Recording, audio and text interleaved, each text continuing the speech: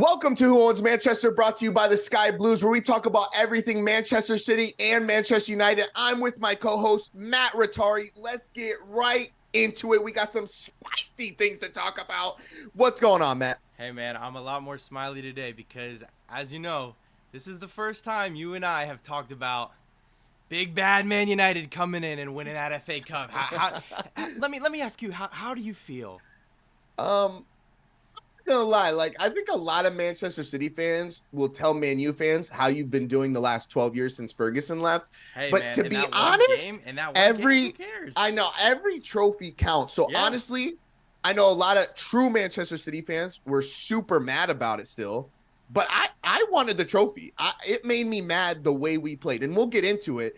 But we haven't even talked about this off no, this podcast. no, we have So not. So I'm it's something excited to we could get into talk about.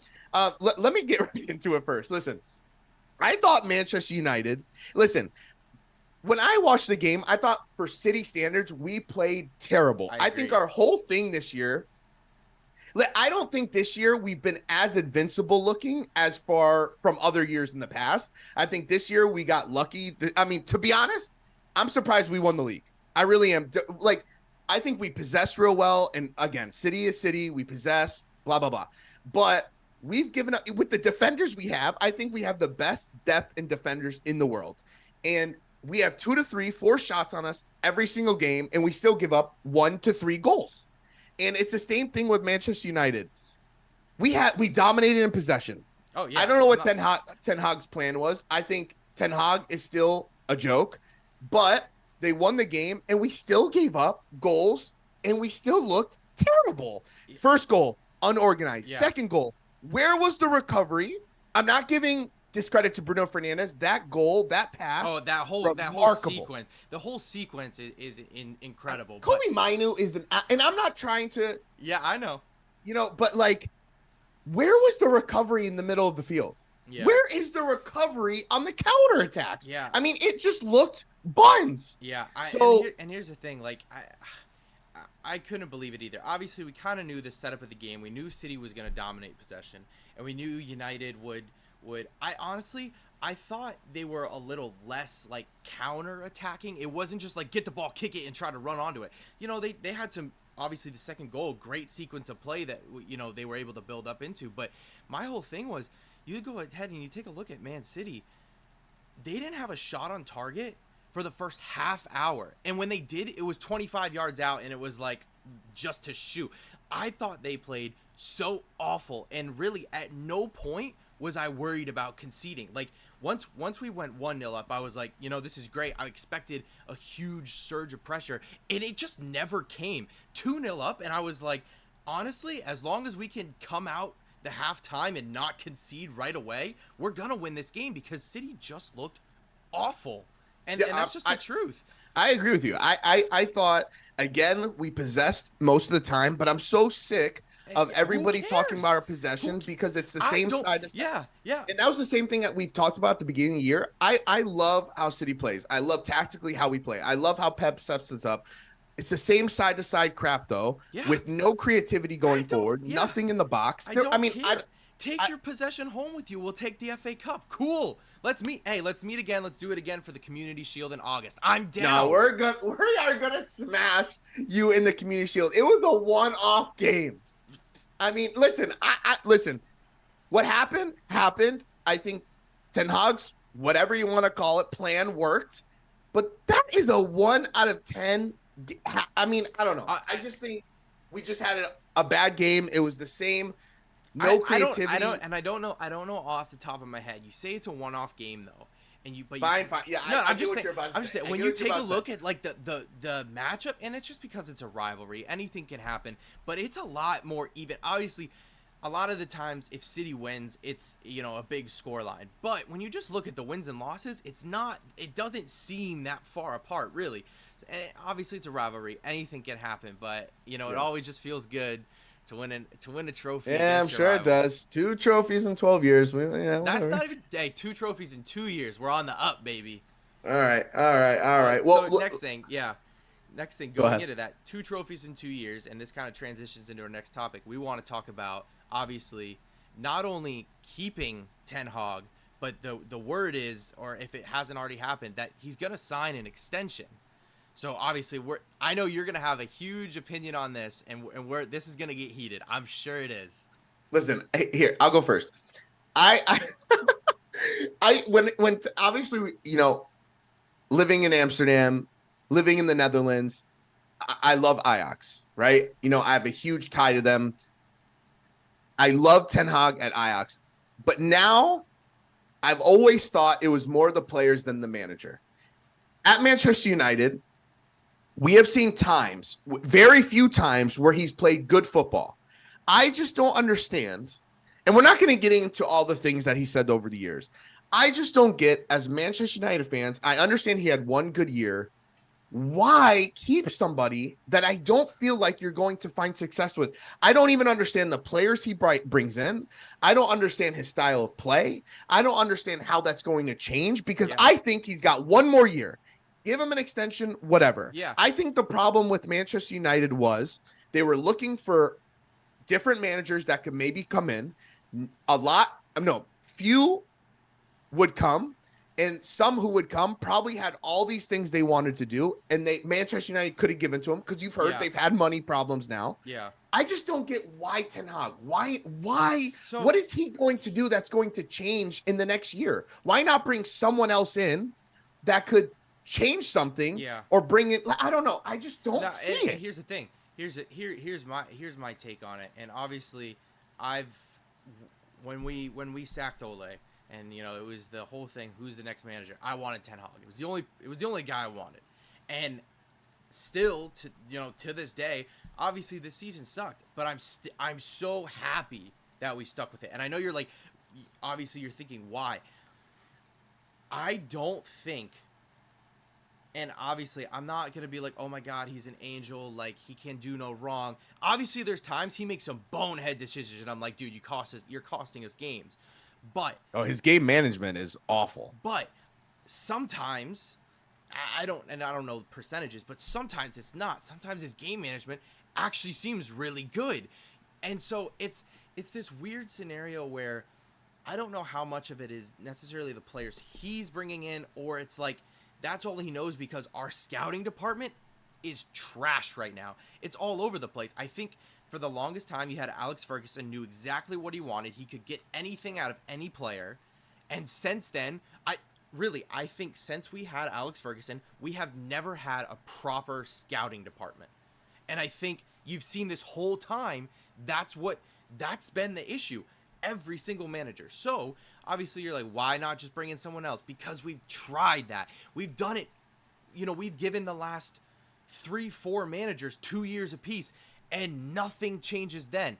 Give him one more year, at least honor his original 3-year contract, and see what he can do under the new hierarchy with Jim Ratcliffe coming in. See what they can do. It's a different club, and I really like it seems like a lot of the culture around the club is changing, for the better. And I think he's really trying to push that and make it so that it's not just this big shiny club where you can just come and get paid a fortune and you don't, not expected to get results. I think he really is results driven, and I think if anyone asked him, he'd be furious with how last year turned out. So I really am expecting good things this year. But here's my thing. Here's my point. I understand giving him another year, especially with the new owners. I do respect that, because usually when new owners come in, they want to have their own manager. And that was the whole thing. It turns out like it was basically an open interview process, and they decided on Ten Hag at the end of the day. So they went with their guy. Right. But I think they went with Ten Hag because nobody else was available that they may have wanted, or nobody else wanted to come. However, here's my thing with the Ten Hag thing, though. How many times, like, I get the excuses with the owners, and I get the excuses with the management and the recruitment, but how many clubs in the world, like even Xabi Alonso going to Bayer Leverkusen when they were in 16th place, how many clubs in the world have worse players, worse circumstances, or just the same with so much less money and change the club around? But I understand Ten Hag is in this circus. but there has been no improvement from. I get the injuries, but even with the injuries, there's teams with less players and less money and less management And the who do thing, even better. and quite frankly, they're not big clubs. Yeah. I really think like teams come in and they see this, somewhat weakened Man United side. That's their game of the season. All they want to do is beat Man United. So Yeah. there, that in its own is an event to look at. United playing City, United playing Liverpool this year. Even though we lost both games to Arsenal, those games, they were tightly contested games because those were big events and they came to play. That's what happens anytime a team comes to Old Trafford or when United's going to play these other teams. They're showing up, and a lot of times the players that are there currently for United don't show up. That's my take on it. And so I think that's one of the things Ten Hag is working on, is getting not just the right players, the right mentality in the right players. So that's something I really want to see continue into this year, and hopefully we can really see some progress and see not just the results and the team, but the whole club move in a better direction. Unlikely. Hey man, I just don't see it. When Ten Hag was manager, I wanted to make a video on how could Manchester United do this, but then again, it doesn't hurt me because I think they're going to be in shambles again. Listen, Manchester United are iconic. There's no doubt about it. I'm not one of these Manchester City fans that think, oh my gosh, like City is like has always been blue or like all this stuff. Like Manchester United, what Ferguson did, no doubt, the best thing in EPL history until we just won back-to-back titles. And obviously, there's that argument between Manchester City in the last 12 years and what Ferguson did, blah, blah, blah. But I just think like Manchester United are just not going to be the same until they find the right manager and some of the right backing, which, again, they're making moves in management, whatever. Yeah. But I don't know. Do I necessarily think Ten Hag is going to be, our Pep or our Klopp, where he's there for 7-8 years and really could be. I mean, Klopp won what, 4 trophies in his time there, so it's not like that incredible. But like what I'm saying is, do I think he's going to have that type of impact where he's going to be long lasting? Not necessarily. We'll see how this season goes. I honestly think this season obviously is make or break. Look at Mikel Arteta in his 3rd season. He lost the first 3 games of the year. You and I were both saying at the time, oh, they should sack this bum after 3 games. And look where Arsenal is now. I think it takes, and that was Arteta's 3rd year. I just think there's no improvement. And Arteta still hasn't won a trophy. So I know that's true. So that's true. Here's the thing. I think the biggest thing at the end of the day for Manchester United is trophies. He's won 2 trophies in 2 years. That alone is almost enough for me to be like, yeah, you got to give him one more. You got to honor that initial contract. Yeah. Well, let's get into another thing that's a really hot topic right now, especially with news coming out that Southgate is not changing the lineup or not changing anything. I just don't understand how Phil Foden, who has been stated by many ex-pro players, by managers in the world, that he is for me, I'm not dumb. I think Bellingham is the best midfielder in the world right now. Yeah. But I think the best, well, that would contradict what I just said. But Phil Foden's up I there. think right there, Phil Foden is one of the best, the best 8 or 10 in the world. Like the way he plays, I just think why not put, I just don't understand it. Like I don't agree. Understand Phil Foden is not playing in the middle. And here's my thing. I do want to say it's so funny. I saw something on like Twitter the other day where people were showing, the ratings of all these Man City players outside of Pep's system, and they're all bums at the Euros. They're all trash, all terrible players, terrible ratings. But but from an England standpoint, I totally get where you're coming from with Bellingham. I think he's a fantastic player. Why don't you play him at the 8 and put Phil Foden at the 10? Why? Oh God, that's why is Trent Alexander-Arnold playing midfield? No, here's my thing on that. Like Alexander-Arnold, I obviously think in Klopp's system, obviously Klopp has more done what Guardiola has done, which puts, as he goes up the field, he puts, Trent Great more towards player. the middle of the I field. think he's a great. But in England's system with Gareth BUMgate, I just don't understand. He played awful. Why Yes. not, like you said, why not put Bellingham next to Rice? And as you go up the field, Bellingham could play more forward, but put Foden in front of them. That Yes. midfield three is incredible. Yes. Because Declan Rice can I play totally, the six and here's the thing. fully by himself. And here's the other thing. Here's the issue I have now. Okay, you got Phil Foden out on the left wing. You dropped Marcus Rashford. You dropped Jack Grealish. So you got Anthony Gordon, who's really your only out and out left winger. Yeah, and that's a whole different topic. But why are you not playing Phil Foden in the middle of or at least on the right so we can cut in? We've seen him do it so many times. Like, it's mind-boggling to me that Alexander Arnold, and this isn't like a jab at Alexander Arnold. It's a jab at Gareth BUMgate. Alexander Arnold is not going to start in his position. Kyle Walker is England's best right back at the moment. Yeah. Right? He's not going to start at his position. Why reward him and put him in the midfield when you have better players there? That, to me, is absolutely mind-boggling. I just think the whole three right backs playing, like Kieran Trippier on the left, and Kyle Walker on the right, Alexander in the middle. Like, I just don't understand why not. I just don't get it. No, I like agree. I totally agree. I really thought, and I had this discussion with some other people. I really thought once. Obviously, with Rashford not making it and Grealish being dropped, I really thought the middle three would be Rice, Bellingham, Foden, and then your front three I thought would be Saka, Kane, and then probably with this whole new thing about, it's just based on your form, Cole Palmer on the wing. Yeah. Oh my gosh, that's what I'm saying. Like, why not just put Trent on the left, and you could have him. I mean, I know, but like, if you want him in the lineup so badly. Yes. Kieran Trippier has played awful for Newcastle. If we're talking about form, exactly. He didn't even look like he could play in the championship this year. Exactly. This whole getting in based off of form seems so bizarre to me because you left out Grealish and Rashford, who are obviously those are the big names that were left out, but who have historically performed for England, right? And now you're bringing in these players off of form. But you're still not starting them because of your favorites. It made no sense for make it. It doesn't. It doesn't. I mean, like I said, I think you take out Rashford and Grealish. I thought one of them definitely should have. Obviously, I'm biased, and both of us probably are. I know. I totally agree. Why not? I mean, Jack Grealish or Marcus Rashford could have started on the left. I thought whoever's on the left, why not just start Cole Palmer for form there, right? Yeah. And then.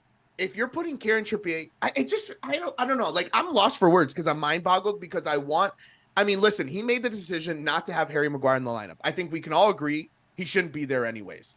However, I disagree. I disagree. No, here's the thing. He is a walking rock. He had a good season for United. He did this year. But you guys had no other options. And again, he is a player who has always performed for England. Always. Him and John Stones in the back is such a strong pairing. You don't like Gahey? I think Gahey's great. He's so good. I mean, even Rio Ferdinand, he's a Champions League player. But I think that Maguire Stones combo for whatever reason just works so well. If something's worked for the national team, obviously he's had his problems at Manchester United. Honestly, I respect Maguire never having a problem in the media. He just worked. Yeah. He tried to get back into it and he never made a problem out of it. Yeah. If it worked for England, fine. Let's sit it there. However, I just don't understand how you don't put Foden to the middle, who's been one of the best. EPL Player of the Year. Yeah, and you're playing him out of position. He played in the middle all year. You heard before this year him saying, well, he played on the wing for Manchester City before this year mostly. So why would he go to the middle? But even then, he played mostly on the right because you had Jack Grealish or Jeremy Doku playing out there.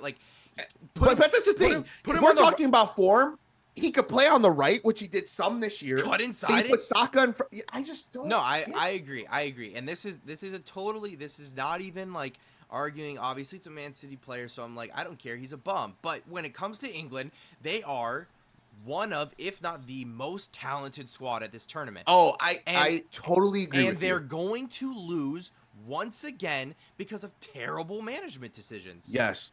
If we're talking about form, I think you listen. I'm going to make a bold statement. Saka is one of the most overrated players in the Premier League. I think he's very good. No I think he's complaints very here. good. I No think he's complaints. so overrated. And we're going by form. No Why complaints isn't here. Cole Palmer starting over?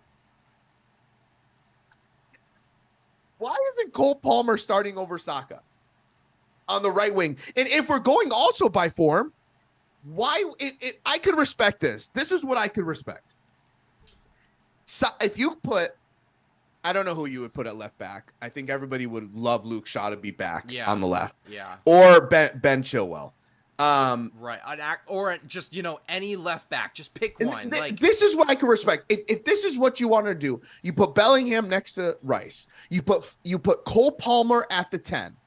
You put Foden, keep Foden on the left wing. Okay, fine. I would prefer him on the right, I think. But if we're going by form, by what's best, I prefer him on the right too. But the thing is, you don't have Rashford, you don't have Grealish. Who are you going to put on the left wing? Now, either put Cole Palmer on the left wing, or put him in the middle and swap with Foden. One of them has to play on the left wing or at the number 10. I obviously would put Cole Palmer at the if we're playing both of them, you put Cole Palmer at offensive mid because he's not a winger on the left side. He's Foden is better suited for out there. Right. But obviously, yeah, I agree. That's what I'm saying. But if you're going to put where they're best at, you put Foden at the 10 and Cole Palmer on the left, just because on how he plays. You've seen him play left wing for Chelsea before. I don't get how. Obviously there was a lot of talk coming into this tournament about who would England's front three be and who would their midfield three be. Yeah. Again, this is not a bash on the player. I don't get how Trent is in that midfield.